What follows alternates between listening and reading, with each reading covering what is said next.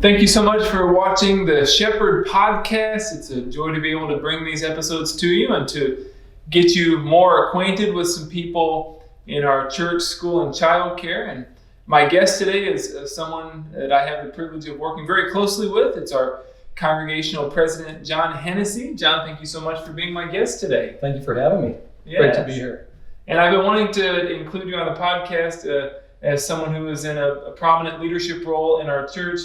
You know, a lot of people will see you leading a congregational meeting, or they've probably seen your name in one format or another. You're the guy who signs the paperwork for the building projects, Sure. important things like that. And so I thought it'd be nice for them to get to know who you are behind just what they see in a public setting. So again, thanks so much for taking the time to do this today. Happy to do it. Thanks. Yeah. So one of the main reasons to have you is you're our congregational president, and I thought we'd start there. And what do you do as congregational president? What's it like to be in that role in the church?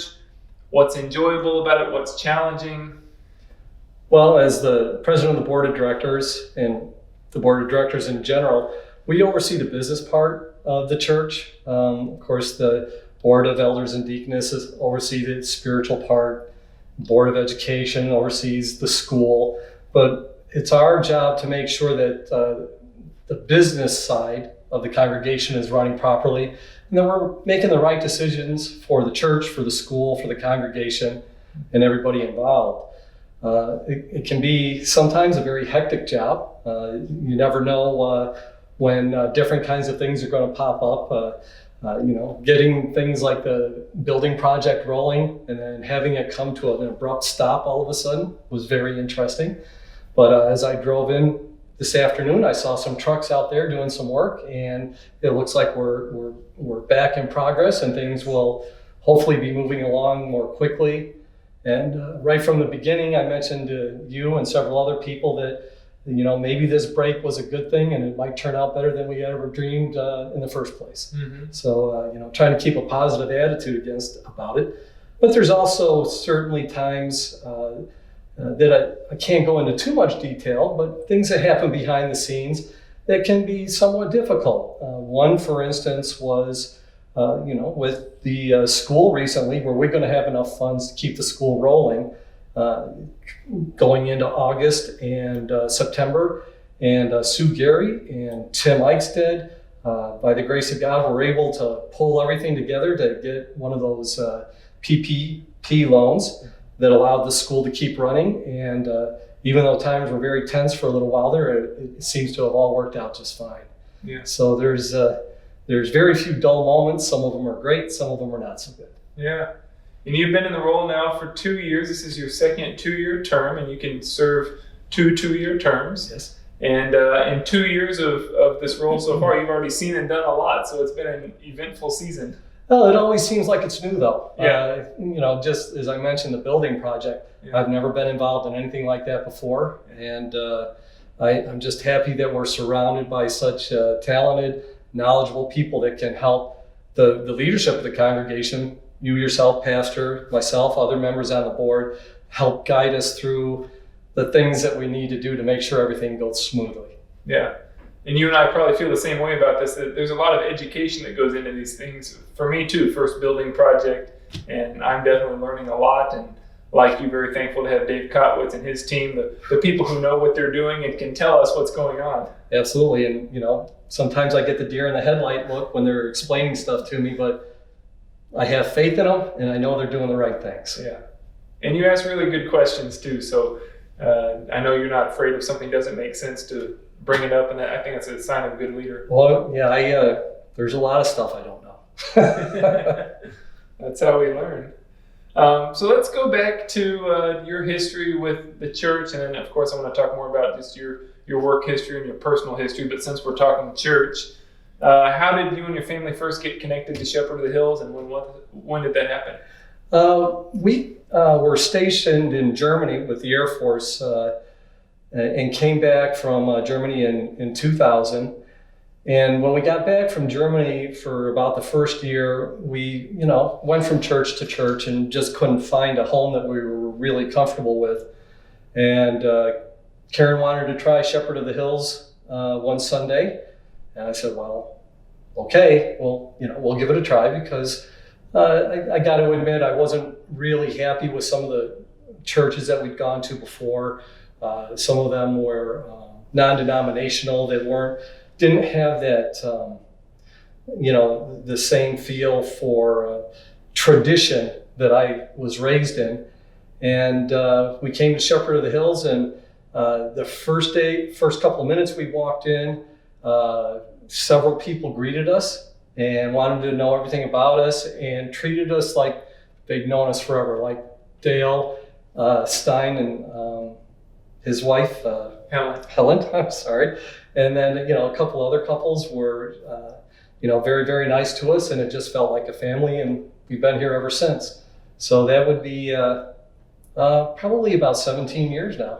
Yeah. A little bit longer. Now, you grew up in the Catholic Church, right? I was raised in upstate New York, and my parents were devout Catholics from an Irish Catholic family. I had an uncle who was a Catholic priest. As a matter of fact, he's one of our heroes. He was mentioned in the Band of Brothers, the book, 3 or 4 times. Really? He was a highly decorated Catholic chaplain, one of the first chaplains to parachute into Normandy.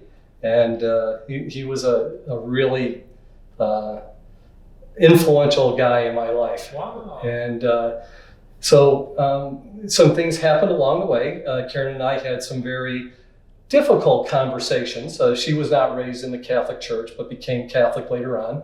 When we got married, and we had the kids baptized in the Catholic Church, and we both agreed that it was probably time for a change, and here we are.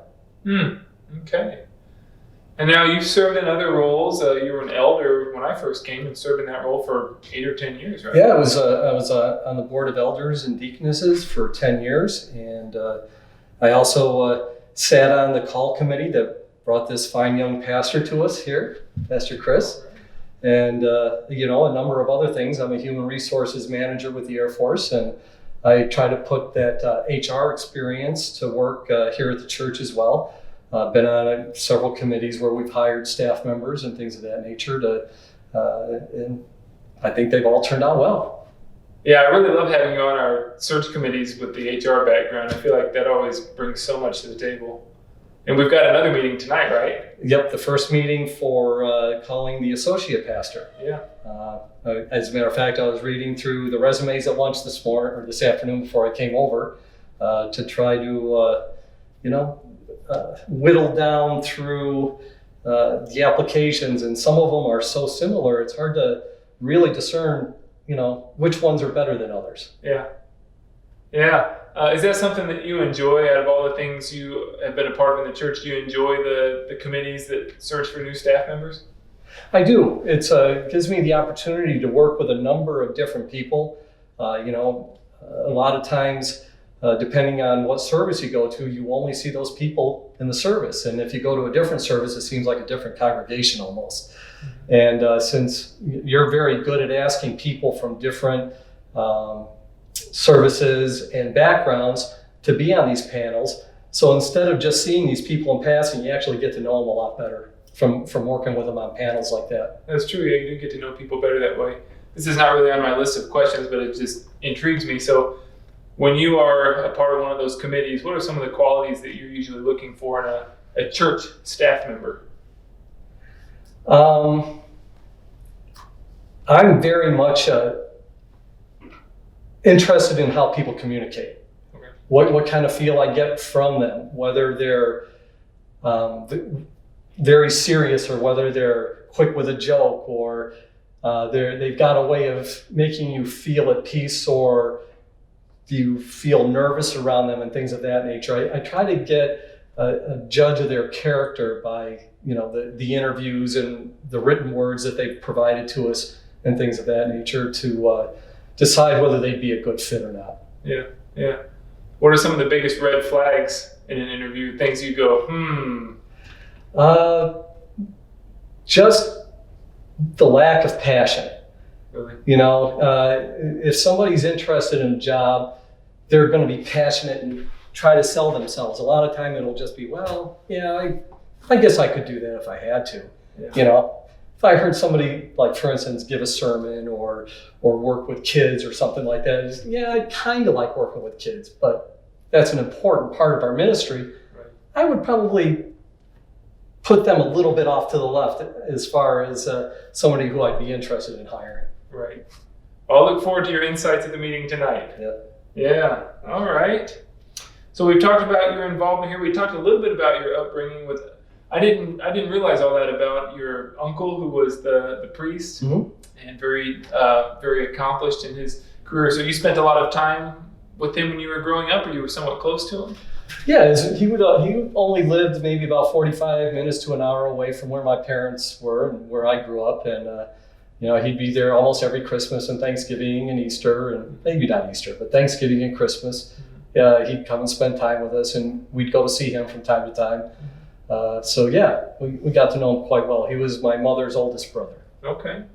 Anything else you can tell us about your upbringing in upstate New York? A little bit different than South Texas. Oh, very much so. I went to Catholic schools through 9th grade, and then I transitioned to a public school, which I liked a lot better. And why is that? The Catholic schools, you go to school with the same people all the time. Yeah. And I guess maybe I felt like I just didn't necessarily fit in with a lot of them. But at the public school, I felt like I fit in with everybody. And, it was, I probably wasn't the best student in the world, but I had a fun time. That's good. Got to have some balance in life. Yes, sure. So Catholic schools, public high school, and then where did life take you? Community college for 2 years, and then in a city that was just about a half hour away from my home, which is Elmira, New York, Corning Community College in Corning, New York. And then 2 years in Elmira College, which was about 3 blocks away from where my parents lived. I stayed with them while I finished my bachelor's degree. And then I had some other jobs as far as working in retail, and then I was a social worker with juvenile delinquents for a little while. Oh. And it got to be at the point where I just needed to do something different, so I joined the Air Force. Okay. But I was late. I didn't join until I was 25, so okay. I wasn't an 18 or 19-year-old kid who, fresh out of high school joining. Yeah. I had bounced around from a couple of different things and needed to just move along. And did you find that was a good move for you? Yeah, it was. Went into basic training, and then I spent 4 years in Ellsworth Air Force Base outside of Rapid City, South Dakota. And then I got a call one day, and they wanted me to come to work at the Pentagon. So I said, well, sure, I'll give that a try. And I was at the Pentagon for 5.5 years, and as you can imagine, that was a real interesting place to live and to work, and living in Washington, D.C. But the highlight of working at the Pentagon was the young airman who came to work right next door to me, Karen Cameron. And so I just, asked her one day, I said, hey, do you want the old Sarge to show you around Washington, D.C.? And 30 years and 3 kids later, I'll let you, I'll leave it to your imagination what she said. That's great. So that ended up being a great assignment. It did. And another one of the highlights was that I volunteered for and was picked as a White House staff driver. Really? For the first George Bush's inauguration. So several of us had to drive Bush family members around for a week, and we had a Secret Service agent and a military officer with us as escorts. So I drove Doral Bush, who was the second George Bush's sister. Right, yeah. Drove her around for a week, and one afternoon she was off doing something, and I got called to pick up one of the daughter-in-laws for the first George Bush and take her to a dress fitting, and it was Laura Bush.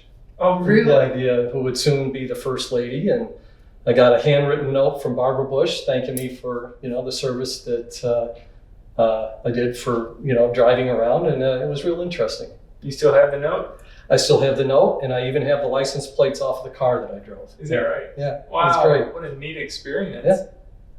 So what the Bushes that you interacted with, Doro and Laura, do you remember much about your interactions with them?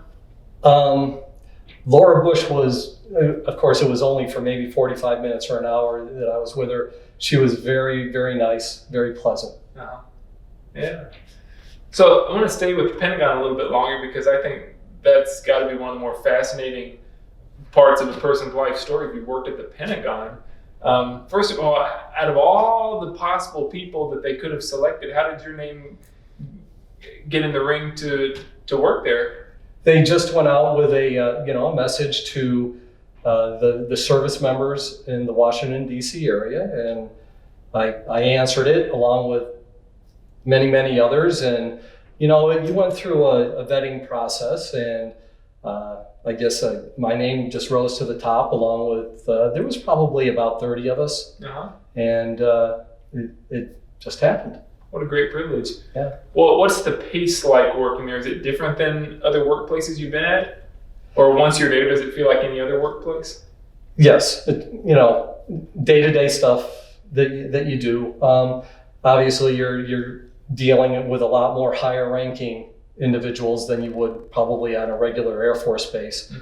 But you just get into a day-to-day routine, and you got to deal with the traffic in a big city, and with the metro stations and things of that nature. But it had its ups and downs, but for the most part, it was just a regular job. Yeah.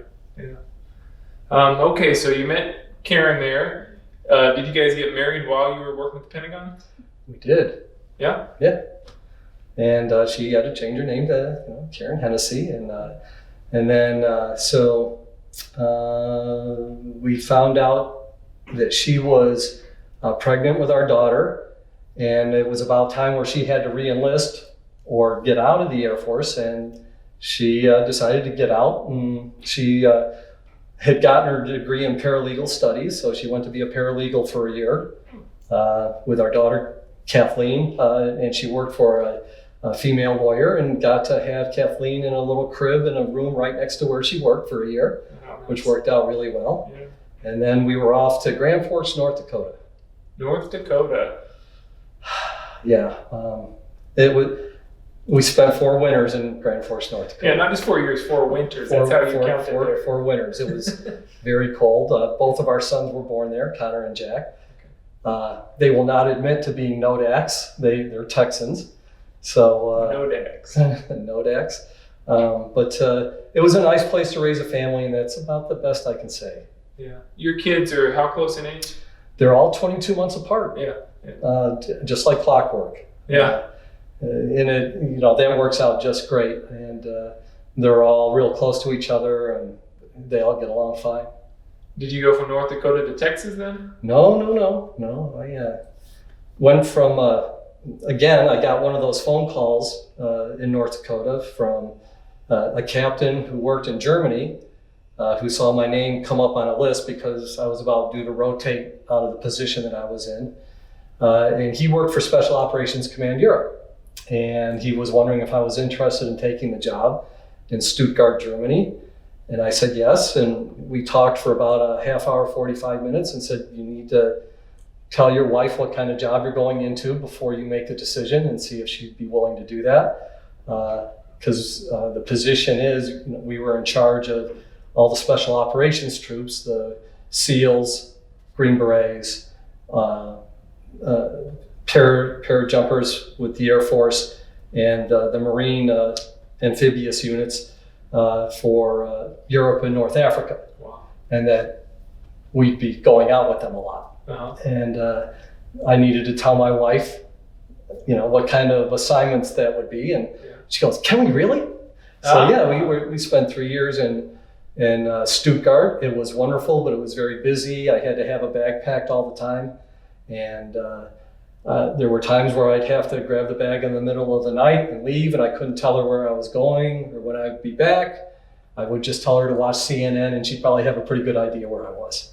Wow. What a life to live for that period of time. Yeah, but it was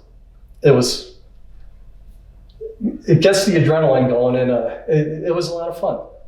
Was it more fun than it was nerve-wracking? Depends on the day. Depends on the day? Yeah. Yeah. Definitely kept you on your toes. Yes, sir. I was in and out of Bosnia, Sarajevo and Bosnia quite a bit, and Kosovo when those things were happening. Wow. So you had firsthand experience in some pretty major things that were going on. Yeah, most of the hostilities were over by then, but there was always still, you had to make sure you were watching over your shoulder when you were out doing things. Yeah. I think you've told me that because of all your experiences, whenever you're in a restaurant, you always make sure your back's to the wall. I do. Yeah. Know where all the exits are, watch the windows. Yes. Yeah, that's right. Wow, okay. And then from there?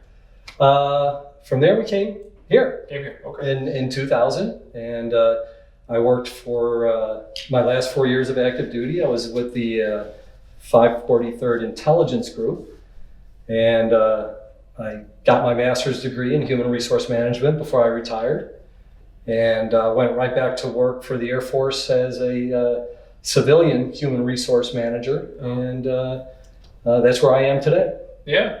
So can you tell us what you do on a day-to-day basis? Yeah, what I do right now is a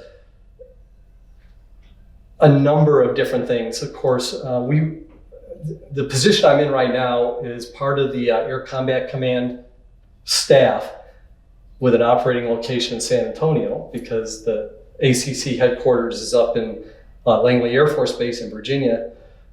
We deal a lot with the appraisal system, and the intelligence community for the Air Force is under a different personnel system than the rest of the Air Force. Okay. So myself and my boss deal a lot with the policies and regulations that deal with that personnel system that's specific to the intelligence community. Oh, okay. So that's what you're doing now. Tell us about Karen and your 3 children. Kind of what is each of them doing in life right now? Karen, of course, we homeschooled our kids for years and years and years. Mm-hmm. And now they're all out of the house. Karen, a year or two ago, it was about 2 years ago, started a direct marketing business with the essential oils, with one of the companies that deals with that. Mm-hmm. And she's slowly but surely getting that business off the ground. And the plan is for another year or two that she grows her business so that when I retire, there'll just be a little extra money in the pot in retirement. My daughter Kathleen has 1 child and 1 on the way. So we became grandparents about 1.5 years ago. Yeah, congratulations. A little boy, Luke, and another little boy on the way. And she works for the, and I always get this wrong, the Council of American Catholic Bishops in Washington, D.C. And she's a case manager for displaced children. And deals with children mostly from South America that come here mostly unaccompanied, and making sure they're placed and taken care of well and things of that nature. Wow. And her husband is a photojournalist with an organization. Not 100% sure what they do. He's tried to explain it to me a couple of times, but it's kind of interesting. And with everything going on, since they've been working at home, they suddenly moved from their apartment in Arlington, Virginia, to one of his family's homes up in Guilford, Connecticut. And when you say suddenly, that's pretty literal, right? Yeah, pretty much. Yeah, they decided, hey, we're going to have to work from home for the next, at least until after the baby's born, and she's off of maternity leave, so why don't we move up there? We won't have to pay rent. Yeah. So they moved into a beautiful house up there on his parents' land, and we're going to try to go up and see him here shortly. Oh, how nice. Connor is 26. He decided he didn't want to be homeschooled, and in 10th grade he went to business careers at Holmes High School, and did very well at swimming there, broke several records, and then got a scholarship to UIW here in San Antonio. And when he was a senior, he was the captain of a Division I swim team. Doesn't do much swimming anymore, and now he works for a consulting firm up in Austin, Texas. It keeps him very busy, but it's a really good opportunity. He's in a business where he learns a lot of different aspects of many different jobs. When I say it's a consulting firm, he provides a service where he goes out, finds subject matter experts to get in touch with companies who have various needs as far as accounting, taxes, environmental things, whatever the case may be, and then hooks them up with a proper subject matter expert. And he has to learn about the companies and what they're doing and why they're trying to find these experts and then to find the right experts. So it's real interesting for him. And our son Jack just graduated from UIW, where he was a swimmer as well, and with a bachelor's degree in rehabilitative sciences. He's a licensed massage therapist, and now he's working part-time at a putt-putt course, a blacklight indoor putt-putt course that he loves the job, but with the way things are with COVID, there's not a lot of opportunity for massage therapists anymore to go out and do things. It's just kind of weird. So he's kind of in a state right now where, he's just biding his time until he can get into the right position. Yeah, sure. Very good. And you mentioned one grandchild, one grandson, another on the way. So what are the joys of being a grandpa? It's just great to see him develop. Unfortunately, they're so far away. We try to go out to see him as much as we can, but at least once a weekend we get on a video chat and get to see him, on the big screen at home, and they get to see us and watch him interact. So it's kind of bittersweet. We get to see him a lot, but we don't get to be there to pick him up and hug him and hold him and things of that nature. But we try to do it as often as we can. Yeah. So I have a couple questions I want to ask just in closing. One is, looking back at your life, looking at your life right now, how has your faith helped you in your life? A lot, especially in my older years. Of course, growing up in a Catholic household, we were devout Catholics. And then certainly during my college years and maybe the first couple of years of the military, I probably wasn't as close to God as I should have been, certainly, or that I look back now, would have liked to have been. And then, but some things happened in my life that brought me closer to God, and he's helped through a lot of rough spots. And I'm a firm believer that everything happens for a reason.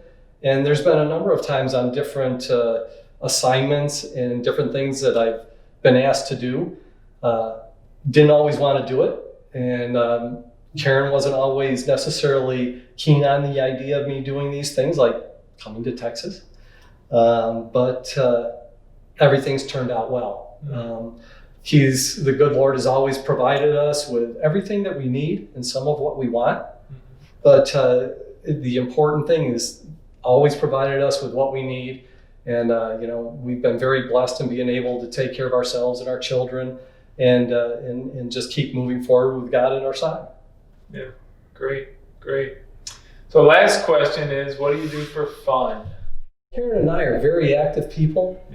And I like to be on the move a lot. I like to run. I like to swim. I like to ride bikes. I like to go hiking.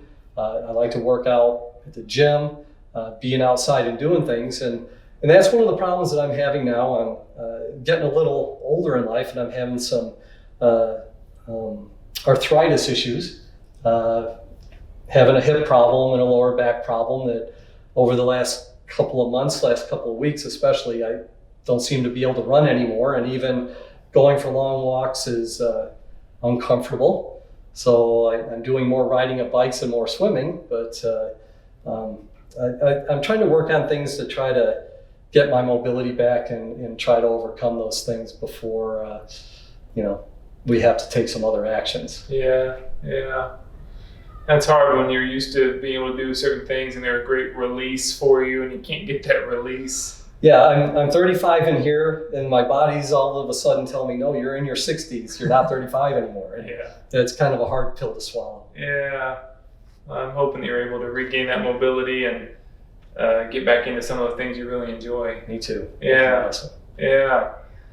Well, and I want to just affirm what a blessing it is having you giving some of your available time to serve in the church and all the ways that you do, again, serving on our call committee, serving as our congregational president, and the other ways that you guys are involved. This is faithful church members too. The Hennessy family is truly a great blessing within our church. Well, happy to do it, and we're always there, and hopefully ready and willing to help. Yeah, great. And thank you so much again for taking the time to have this conversation. I know for those who are listening, it'll be a great blessing to them. So thank you so much, John. And these podcasts are so important for everybody to just get to know the different people in the congregation and what they do. And it's really such a great idea that you're doing this. Oh, good. I'm glad it's working out well. Yes, sir. Yeah, I definitely enjoy it, so I'm glad others do as well. Okay. Yeah. Well, thank you so much for watching this episode of the Shepherd Podcast. It's been great to be able to talk with John, and I want to thank you for your viewership. And until next time, God's blessings, stay safe, and we'll see you for the next episode. Bye-bye.